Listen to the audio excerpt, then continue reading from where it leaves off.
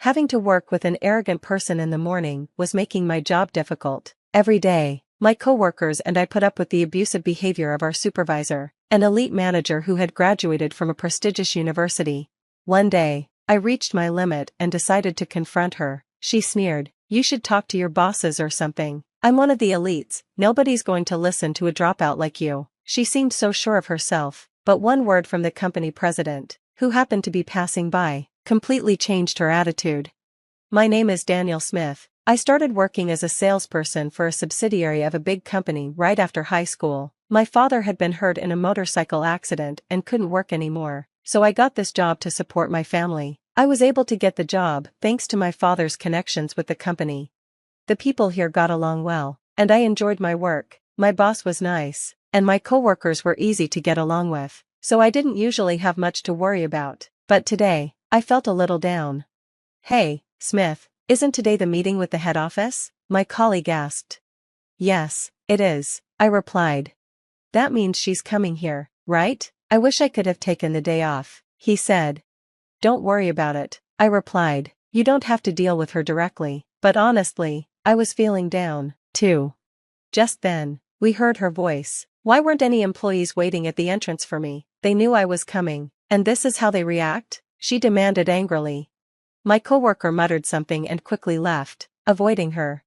The woman giving orders was Manager Jones. She regularly visited from the headquarters for meetings. She had graduated from a prestigious university and was hired directly into management, but she was arrogant and always looked down on us employees from the subsidiary.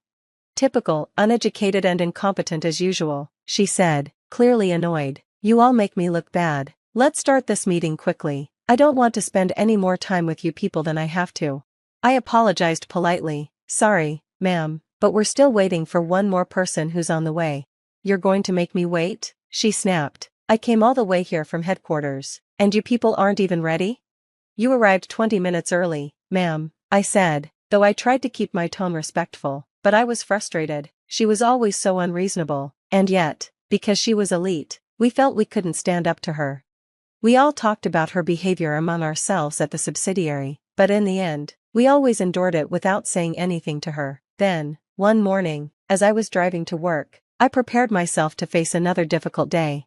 I noticed an elderly woman crouched in distress in the middle of the road. It was clearly an emergency, but most people around just pretended not to see her, not wanting to get involved. I rushed over and asked, "Are you okay, ma'am?" But she didn't respond. Her breathing was labored, and she couldn't speak clearly. I quickly took out my phone and called 911. When the ambulance arrived, I went with her to the hospital. A nurse soon told me, "It's okay for you to go home. We'll take care of her until her family arrives." I had already informed my company that I'd be late, and I wanted to make sure she was okay, so I stayed until her family arrived. Thankfully, she wasn't in any serious danger and was able to leave the hospital a few days later. A few weeks later, I unexpectedly received a transfer order to the headquarters branch. It was a direct order from the company president. I wasn't sure if I should go, but my coworker said, "This shows they noticed your hard work. Go and do your best." Their encouragement helped me decide to accept the transfer. My first day at headquarters was busy. I wanted to introduce myself to each department. On my way, I saw the chief in the hallway and hurried to greet her, but she looked at me with disgust. "What are you doing here?" she said. "Aren't you a little out of place?" "Good morning, Chief. I've been assigned here," I replied. "Oh, you're being relocated here? What are they thinking?" She ignored my greeting and went on. "Having to breathe the same air as an uneducated idiot like you in the morning is going to ruin my whole day." I tried to stay polite. "Chief, I'm sorry if I made you feel that way." "Oh, stop talking. Stay out of my way. I'm busy." She waved me off like I was an annoying fly, clearly not interested in listening. Realizing it was pointless to keep trying, I gave up and returned to work. When I returned to the floor where the chief worked, I overheard her angrily scolding one of her employees. "You're incompetent. Why can't you handle something as simple as this? Even a new hire could do this," she snapped.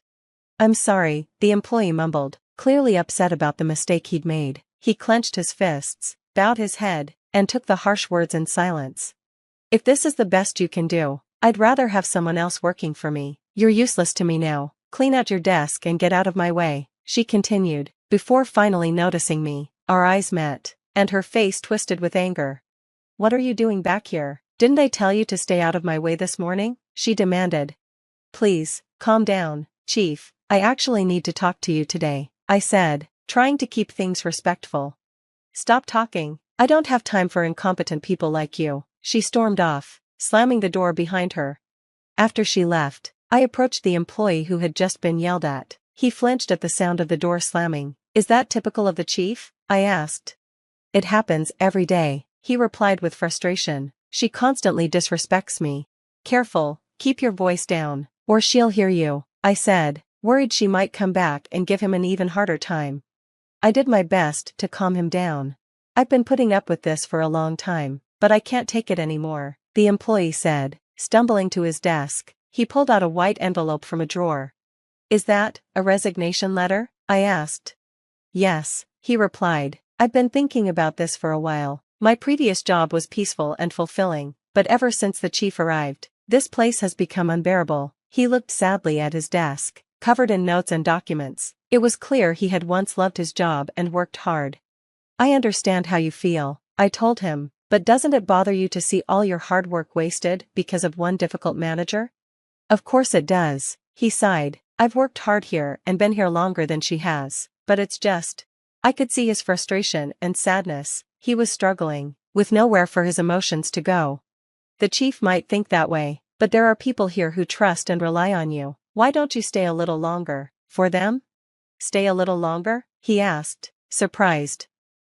Don't worry, I'll take care of this. It's not you who should have to quit. Leaving him in surprise, I went to find the chief. I couldn't stand by while more employees were mistreated. I quickly tracked her down in the break room, where she was drinking tea. Excuse me, I said. She looked annoyed as she noticed me. Why are you still here? You're as persistent as a fly. I'm on a break, leave me alone. The chief looked tired, probably from all the yelling. I took a deep breath and said, Chief, I'm going to conduct a formal investigation into your treatment of the employees here. If necessary, there will be consequences. She looked shocked. What are you talking about? Are you trying to play hero and defend those incompetents? No, I'm not, I replied calmly. Fine, go tell your bosses. Then, I'm an elite, with the support of my superiors. Nobody's going to listen to a dropout like you from the subsidiary, she sneered. Just then, a man appeared from the other side of the room. Smith, how are things going for you? It was the president. I'm doing my best, thanks to you, sir, I replied. The chief immediately changed her tone. Hello, President, what a pleasant surprise. The president smiled. I'm glad to hear things are going well. Have you met the new branch manager? What, new branch manager? The chief asked, looking completely confused. The president looked at the chief with surprise. He's standing right in front of you. Haven't you been briefed? The chief laughed, assuming he was joking. This employee from a subsidiary? You must be kidding, boss. But the president's expression turned serious. I'm not joking. He is now the branch manager of this office. Don't be disrespectful by calling him incompetent. The chief's face turned pale, and she looked as if she might faint. I looked at her calmly. I tried to tell you earlier, but you ignored me. I've already informed the other departments. She muttered in shock, unable to believe it. An uneducated, incompetent. The president sighed, clearly disappointed in her. He began to explain. Let me tell you a little about this incompetent you've been mistreating. He turned to the chief. This branch manager's father founded this business. However, after his father was injured in a car accident, I stepped in to help run things. The chief was speechless. He's the former president's son? Yes, the president confirmed. I've been asking him to come to headquarters for a while, but he's always preferred his role at the subsidiary. The chief, completely rattled, asked, Then, why did you suddenly come here now? She'd momentarily forgotten she was speaking in front of the president. He looked shocked to see this side of her, as she usually acted respectfully around him. The president continued, I strongly urged him to transfer here. He's my mother's lifesaver. Your mother? The chief stammered. Yes, a few weeks ago, when an elderly woman was struggling in the middle of the road, he was the only one who stopped to help her. He called an ambulance and stayed with her until the family arrived, even though everyone else just walked by. The chief's mouth dropped open in disbelief. The president nodded. I didn't want him to stay buried in a subsidiary when he deserves so much more. That's why I made him the branch manager here. The chief, finally understanding the situation, looked completely defeated. On the day I was appointed branch manager, I had doubts about whether I was ready for the role. I had only worked at a subsidiary, and suddenly, I was being asked to lead a branch of the main office. But after hearing from the president and receiving my father's call asking me to support the company he had helped build, I made up my mind to accept. The president explained to the chief, "Smith is now branch manager, so show him respect and pay close attention to what he says." Then, he left the room. I turned to the chief and said, "You've been mistreating not just the employees from subsidiaries, but also your direct subordinates. I know what it's like to be looked down on because of my education level. Now that I'm branch manager, I can't overlook this anymore. Be prepared for the consequences." The chief sank to the floor and began to cry, her pride severely wounded. She had always looked down on me, only to find herself in a lower position. My difficult days were over. The next day, we began an investigation into the chief's behavior. After interviewing various employees, many reported the harsh comments and actions she had directed at them. Due to her misconduct, the chief was disciplined and left the company without a word. Her high self-esteem had taken a big hit. With her position now vacant, the president promoted the employee she had once yelled at to be the new chief. He had been with the company for many years, was dedicated to his work, and understood firsthand what it was like to be treated unfairly. I felt confident he would make a great leader who respected his team. As for me, I aimed to lead by listening to employees. I held regular meetings to hear their opinions, organized training for those in higher positions to help them become better leaders, and tried to stay connected with everyone, just as I had at the subsidiary.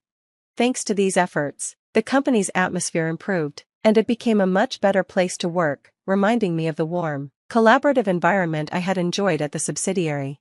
"Smith, I'm sorry about what happened with Jones, but thanks to you, the company is doing very well," the president said. Sometime later, he invited me to his office for coffee to discuss the company's progress. "I'm getting older," he said thoughtfully. "Eventually, I'd like you to succeed me as president." "With all respect, Mr. President, I don't see myself becoming president," I replied. He looked surprised. "Why, your father would have wanted this too."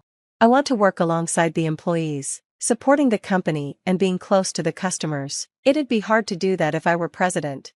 The president looked at me for a moment, then laughed. "You're a unique one, Smith. Most people would jump at this offer." "Maybe I'm a bit unusual," I admitted. "No, it's good," he said, clapping me on the shoulder. "That's exactly the kind of person we need here." Then he added, "You have a meeting coming up, right? Go on, keep up the good work."